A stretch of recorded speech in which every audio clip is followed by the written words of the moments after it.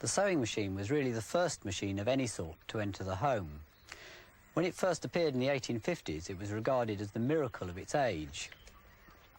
To the people of the time, it must have seemed almost inconceivable that a machine could do such a fiddly and complicated action as sewing, that I find quite difficult enough with both hands and a lot of concentration.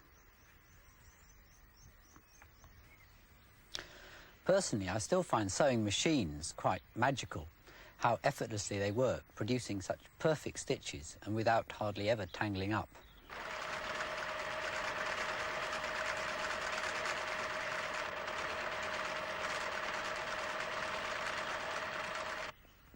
To make a machine that directly imitated hand sewing would be very difficult. The real secret of machine sewing has been to find a completely different sort of stitch that's more suitable. The first clues came from a sort of embroidery decoration popular in the 18th century. This used the hook needle and formed a so-called chain stitch. The needle never needs to go right through the fabric, so it can be firmly fixed to part of a machine at the top. The first attempts at mechanical sewing imitated this embroidery stitch.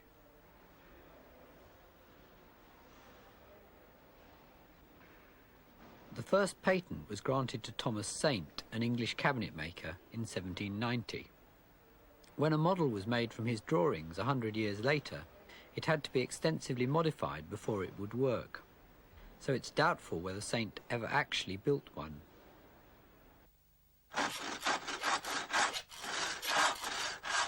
The first person to build a sewing machine and put it to any practical use was a French tailor called Thimonier.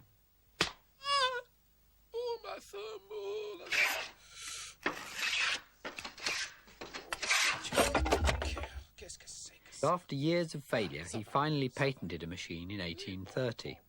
By 1841, he had 80 machines stitching army clothing in a Paris factory.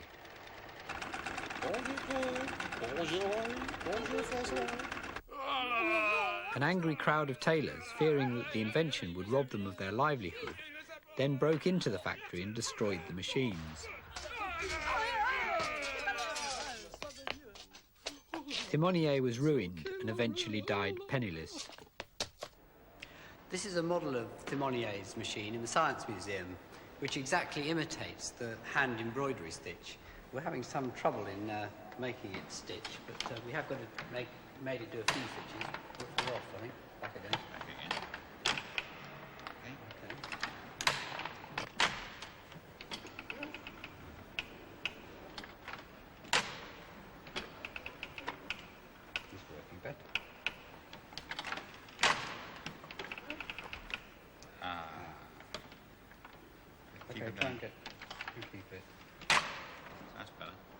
We haven't managed to make it stitch very neatly, but even if the machine was properly set up, chain stitch still has the disadvantage that it's very easily pulled apart.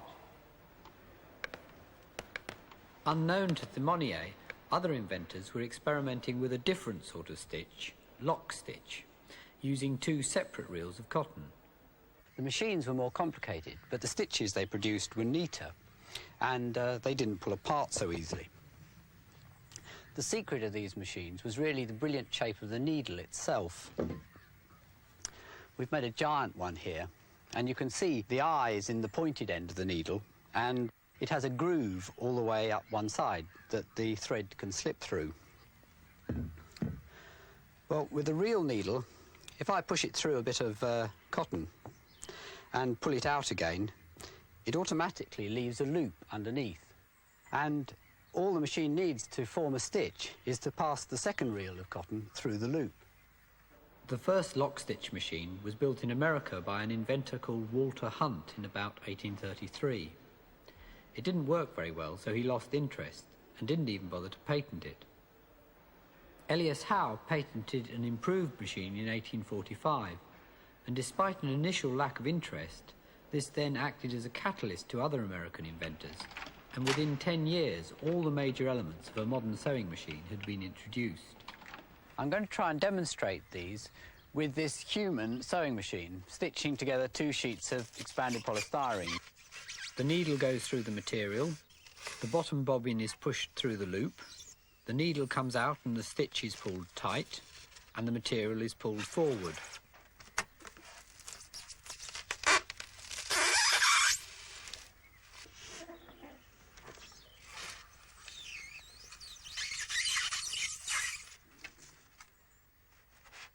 Every lock stitch machine has these 4 movements: pushing through the needle, passing the loop round the bobbin, pulling the stitch tight, and moving the material forward.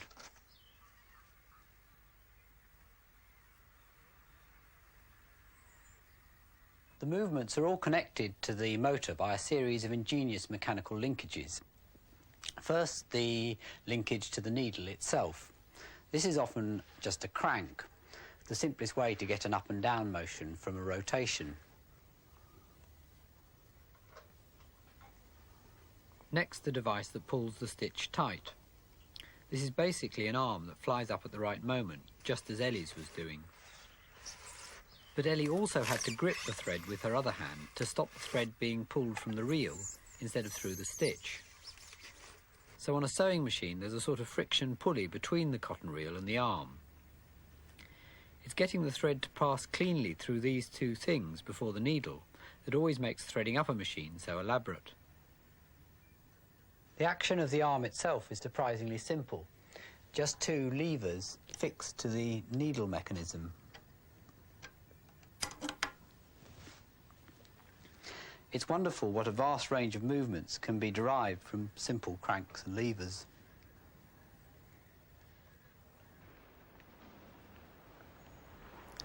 These are some collecting boxes I made for the Science Museum. They're actually portraits of people who work here. The idea was to show exactly what a donation would fund, so £1 makes them work for 10 times as long as 10p.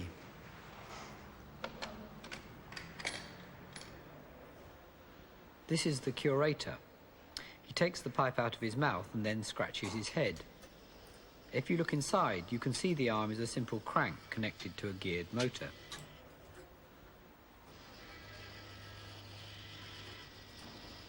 Back to the sewing machine. The next action is passing the thread loop round the bobbin. This is what Ian was doing in the human sewing machine. To me, this is the most magical part, how it manages to do it without tangling up.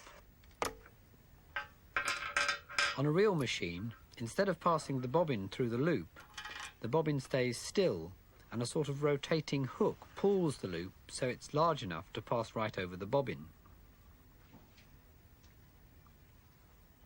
With the bobbin back in place, all you can actually see is the red thread slipping round the outside.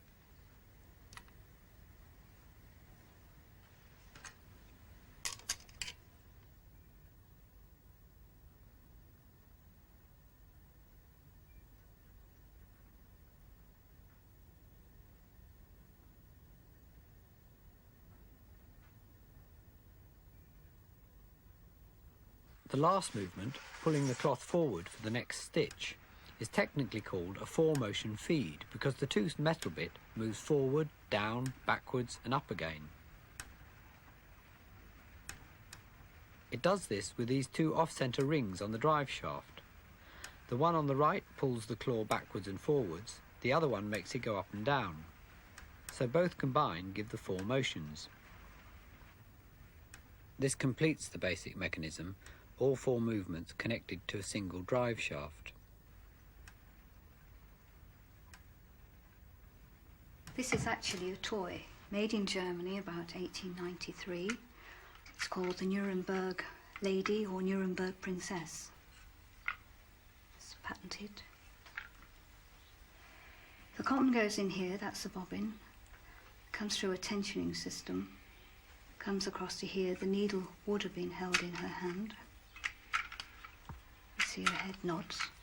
Although it is a toy, it has all the mechanical characteristics. I've been collecting sewing machines for about 15 years, and about 3 years ago a few of us got together and decided to form a society to pass on information and share information and find out what was going on.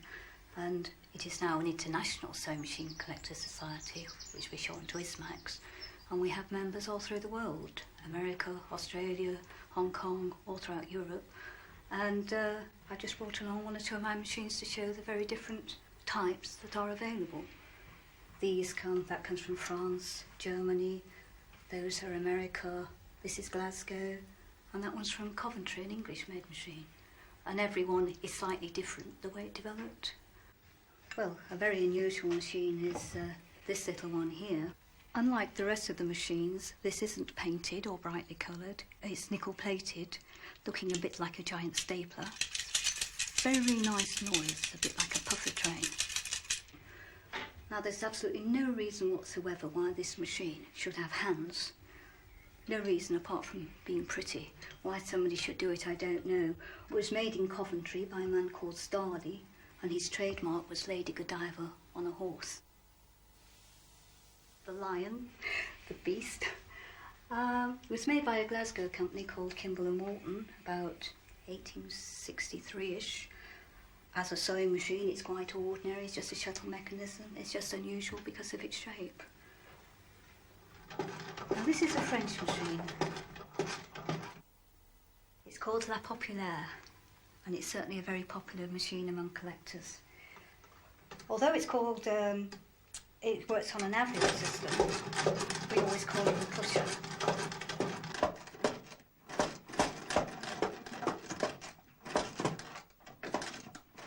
And it is one of the very few to use this unusual push-start mechanism. But we've seen all these very different looking, very complicated, very simple mechanism machines. But one of the simplest, one of the prettiest, one of the most popular, and probably, in my opinion, one of the best, the Wilcoxon Gibbs.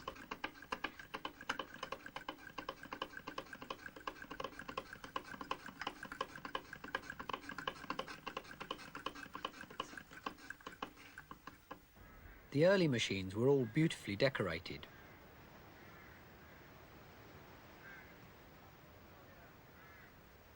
I think this was because the sewing machine was the first machine to enter the home. At the time, all other machines were industrial. Lavish decoration was an attempt to make them look more domesticated.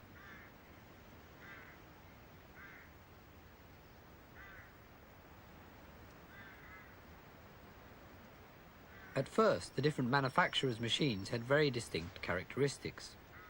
But by the 20th century, they'd all started looking more and more alike.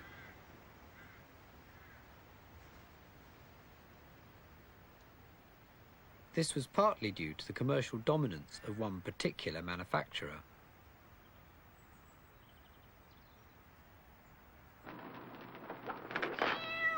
Oh, John, I'm so discouraged.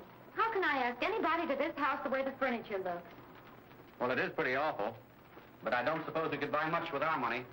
Not unless a miracle happens.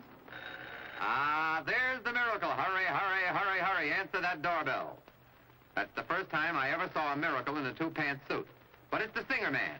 He'll send her to the nearest Singer Sewing Center, and the miracle man turns her over to that miracle woman, the sewing teacher, to you. Just a few simple lessons on the sewing machine, and her house will look so attractive they'll probably sell it at a profit. Now take a look at the finished room with the rest of the girls she's invited over. You don't mean to tell me these draperies, curtains, and slipcovers yourself? How did you ever make them so perfectly? It's a grand color scheme. They must have cost a pretty penny. Only $18.31. What? Wait. I wish I could sew like that. But you can, Martha. What's that? The address of the nearest Singer Sewing Center. Get it? The company was founded by a man called Isaac Merritt Singer.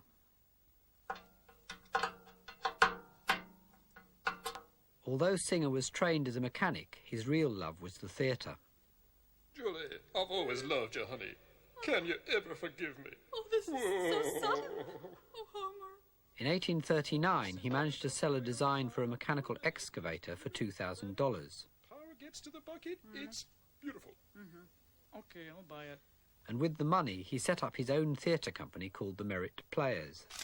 Oh, I'm rich. I'm rich. Now I can start my theater company. Sting him up. Oh, no. Goddamn hell I will. See, honey, I told you I'd save you. Oh, Julie. My hero.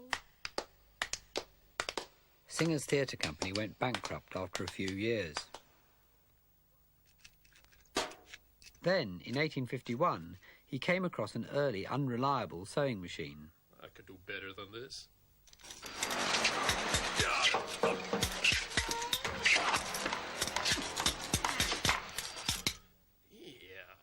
He built his prototype in only 11 days and then went into production.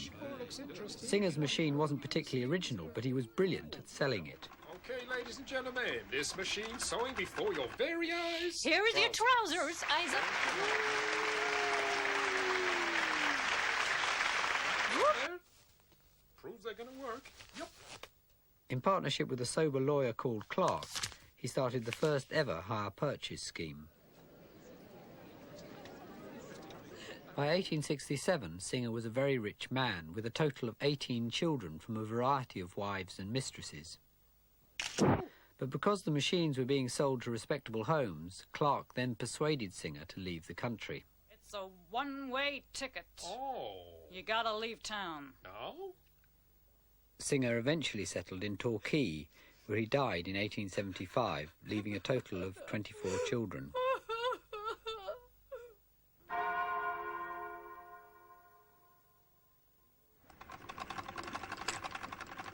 From the earliest days of the sewing machine, attempts were made to find a better way of powering it than just turning a handle. In America, the treadle caught on immediately, because it was a great advantage having both hands free to control the cloth. But in Britain, it was regarded with great suspicion for many years. It was generally thought to be unladylike and rather harmful for the ankles.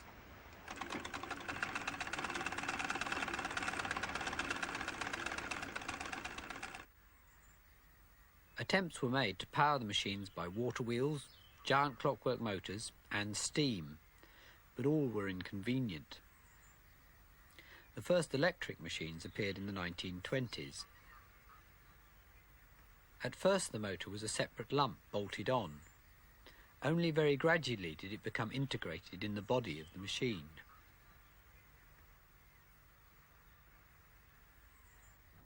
The motor itself is connected by a drive belt. This belt used to be rubber or leather, but on modern machines there's a synthetic toothed belt which has the big advantage that it doesn't slip. They've now replaced belts, gears and chains on many machines. A couple of years ago I made this trick suitcase for a conjurer clown for a stage show. It does several tricks, about 8 of them in all, but the relevant ones today are the fact it can walk off stage entirely of its own accord.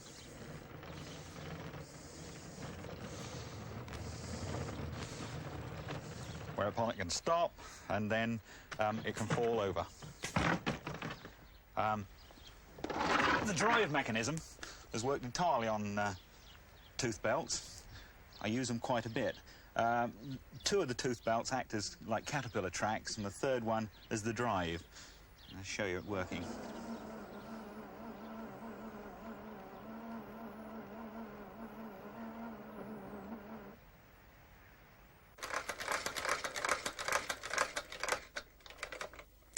There are limitations to the movements you can get out of simple cranks and levers, so a lot of sewing machines also use cams.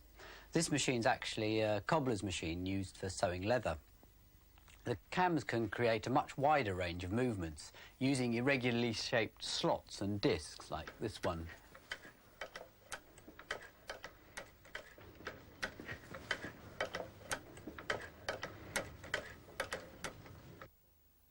Just like cranks and levers, these have all sorts of uses, and I quite often use them myself.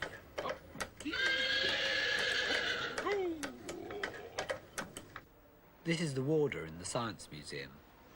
I made the warder with a simple crank at first, but then he just moved his head evenly from side to side, and it didn't look at all realistic. It looked entirely mechanical. So I swapped it for a cam, and then that gave it its sort of jerky motion, and he actually looked as if he was looking around. And looking down at his watch was the same. Instead of a continuous down and up movement, it needed to be down, pause, and up. So I used another cam. This is a doctor I made who writes out illegible prescriptions. Cams can be used for really complicated movements.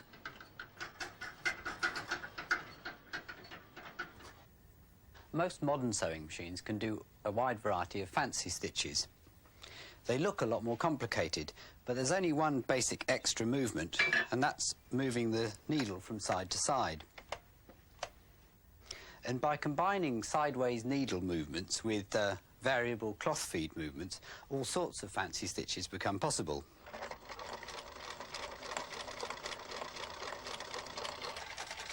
Each stitch has a different cam. If I change to a different stitch, the cam follower moves, and you can see it moving to a different rhythm.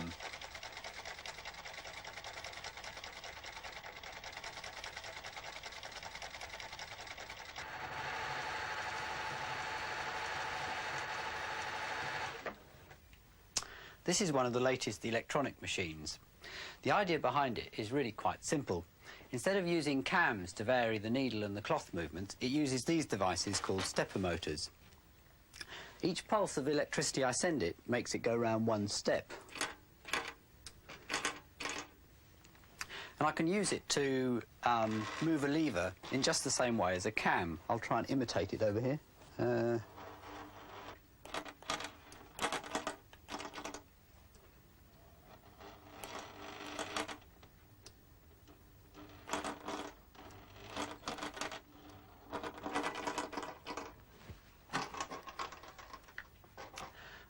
By programming a microprocessor to produce a rapid sequence of pulses to control the stepper motor, the movements of the needle can be very accurately controlled. I think you can see the stepper motor moving the needle in this machine. The stepper motor is fixed to a cog which moves the needle in small steps.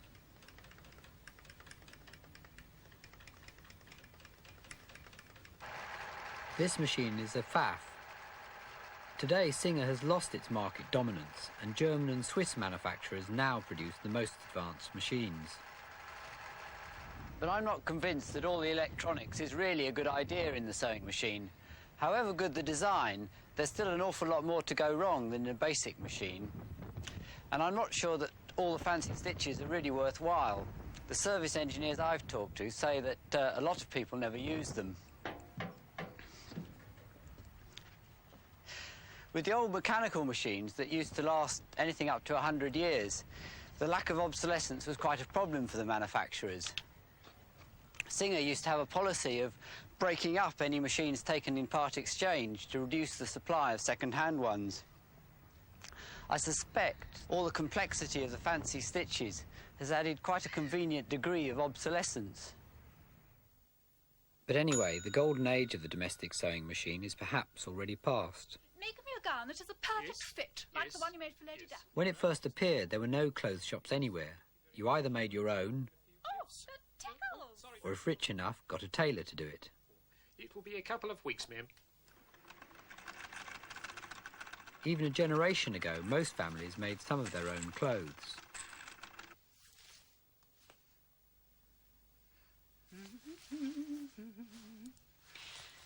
Oh, yes! Oh, it's a dream! But the sewing machine, besides speeding up home sewing, also made the off-the-peg clothing industry economically successful. Oh, yeah. Yes, I think... I really Home dressmaking is today just a minority hobby, and the home sewing machine has lost its central importance. bit tight. The old machines were built to last a lifetime. Despite my doubts about the latest ones, they have to some extent carried on this tradition, and mechanically they're still surprisingly well made. I think that to make the machines fast, quiet and reliable, they have to be quite heavy and rigid, and they also have to be very precisely made. And it's really these qualities that make them such wonderfully satisfying machines.